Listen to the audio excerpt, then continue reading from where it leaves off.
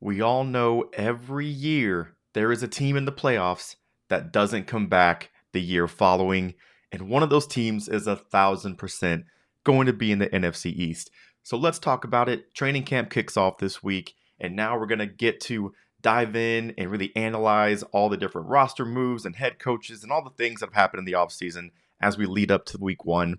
And I want to start with the Dallas Cowboys because they're, America's team. They're constantly getting talked about, constantly on prime time. And I get it, for good reason. It's always entertaining to watch. It's always fun to talk about. What are the biggest storylines going into this season about Dallas? And I think you have to start with, all right, Kellen Moore's gone. Was he just a scapegoat? Was he really the reason that this offense wasn't thriving? I know there's always talk about Dak and interceptions, and was it on him? Was it on the receivers? Was it play calling, decision making? I don't know. I'm not here to stir up any trouble. Okay, we're gonna see. We're gonna see.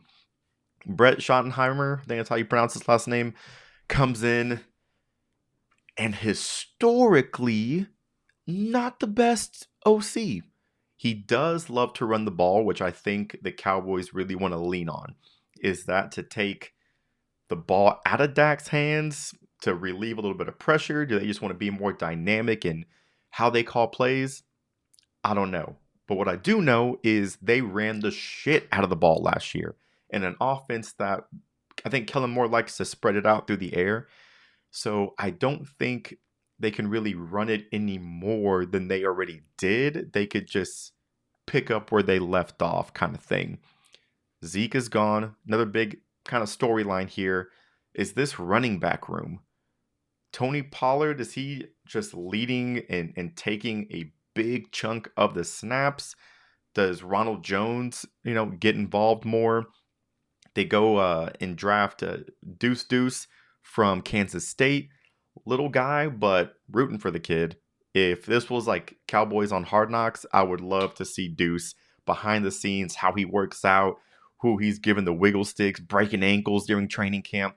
So really looking forward to see how this running back room kind of develops, because Tony's playing on the franchise tag. He wants to prove himself, but you can only put so much on one player. So maybe they go and sign someone else. Maybe they bring in Leonard Fournette or someone to round out this room. But it's put up or shut up time. There are a few teams in the NFL who are just at that point.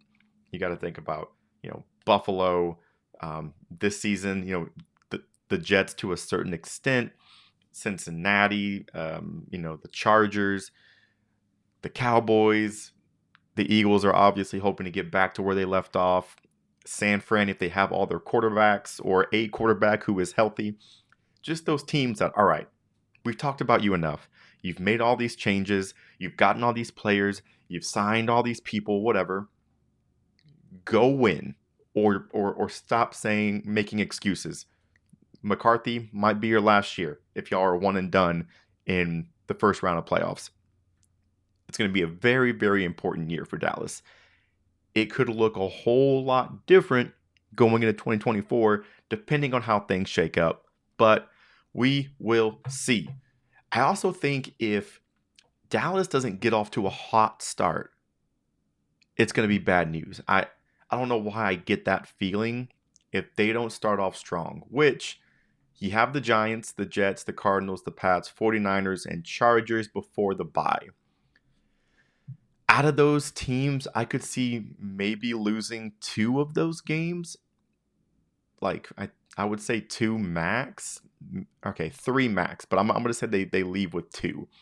So if they can come out at 2, 3, 4, 5. Yeah, so 4-2 or 3-2. That would be solid for them. And then actually the schedule doesn't look that bad. No, the schedule is pretty favorable, I think. I mean, you got a tough run here. Seattle, Eagles, Bills, Dolphins. But anyways, I'm getting off track. We'll see how it goes. I just think it's really important for this team to start hot, and then once they get rolling, it's going to be a snowball effect all the way through January. The next team we talked about at the beginning of the video, someone's not going to be in the playoffs out of this division. Philly, New York, and Dallas are not all going to make it. I just have a really strong feeling that's not going to happen. And I think it's going to be the Giants. I don't know, man. 9-7-1. Daboll comes in. Great rookie year for him as a head coach. I feel like he really got the most out of Daniel Jones, and they went and gave him a pretty decent-sized contract. Was it a fluke? Was DJ a fluke? Was the year as a whole a fluke? Now that they have tape on Daboll's scheme and how he wants to use the pieces of this offense, are they going to be able to hang in there? The defense, I mean, Wink Martindale is no joke. He is a great DC. I don't know, man. I don't think that they got a whole lot better on either side of the ball, to be honest. They played in a lot of close games last year. You go to the playoffs and get spanked by the Eagles. I don't think they beat the Cowboys once. I'm pretty sure they were swept. But that's what I'm looking into this season, or that's the storyline that I'm trying to follow. Is it a fluke? Was DJ worth the money? Should they have put that investment into Saquon? Yes, they gave him an extension by giving him a couple mil up front. He could make more than he would on the franchise through incentives. But that's a relationship that's going to be weird going into next offseason. The only reason he's there, I think, is Saquon. He's just a football player. He wants to be in the locker room. He wants to be on the field. He wants to be proving people wrong.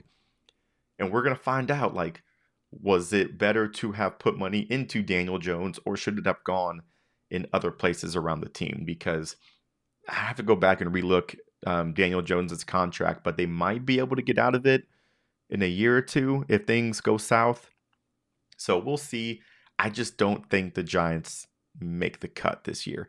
Maybe because the NFC is a little more of the wild, wild west. You never know what could happen, but I don't think they make it in. So we'll see. Philadelphia, bro, this team is so annoying. Philadelphia is so annoying because they went to the Super Bowl and got so much better. And you would think, oh no, they can't get any better. They already have one of the best teams in the NFL. The draft, Jalen Carter, Nolan Smith, Keely Ringo. I mean, yes, they're drafting all the Georgia players, but damn, they got so much better on defense.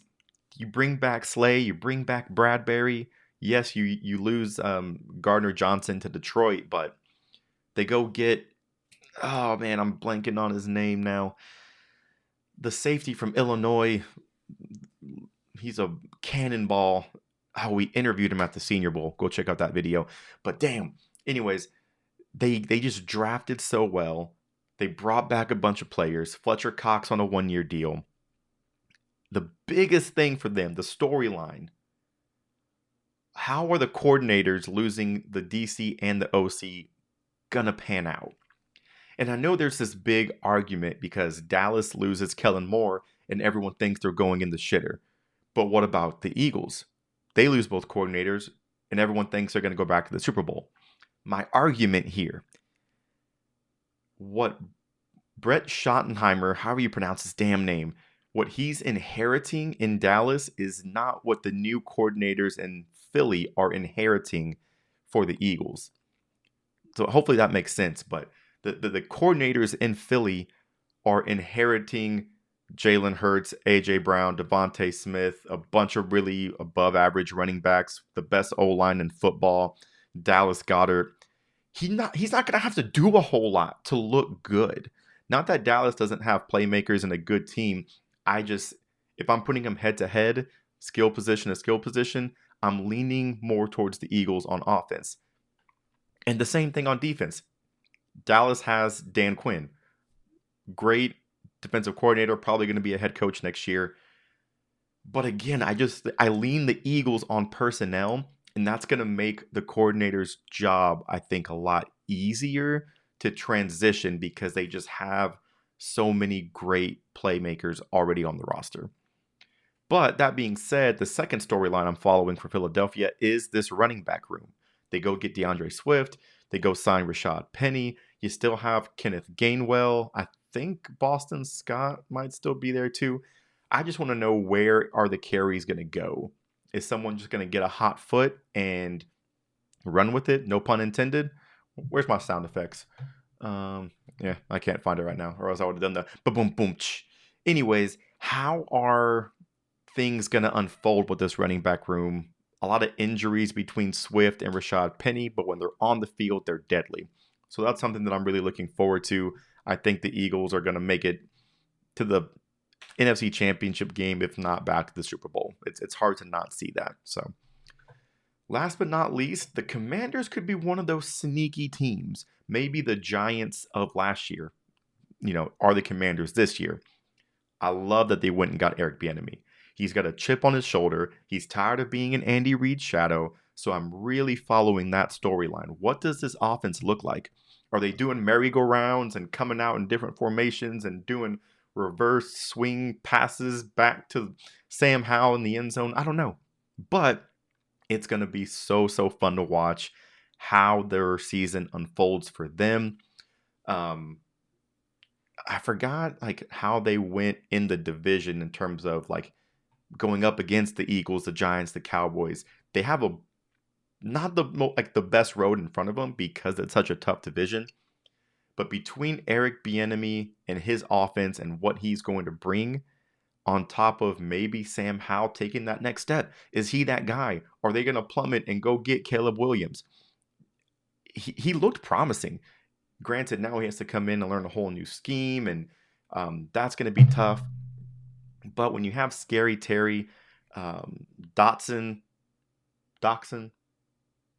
Jahan had a great rookie year, led the rookie wide receivers in touchdowns. That's good.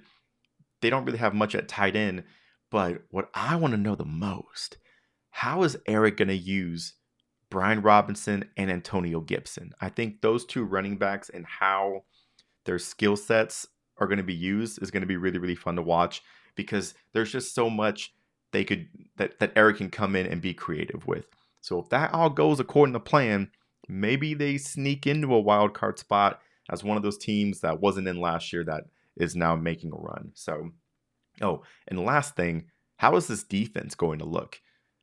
The defensive line used to be their strength, and now Chase Young is going into his 4th year. They denied his 5th-year option. Rumors of Chase Young getting traded to the Baltimore Ravens are starting to surface. He's playing with a chip on his shoulder. So I think overall this defense is going to elevate because of just how poor they were. And I think they're going to have to really step up to balance with the offense, because I think they're going to be a high-scoring one. So that's it for the NFC East. We will be dropping the rest of the NFC divisions later on, so make sure you go check those out, and we will catch y'all next time.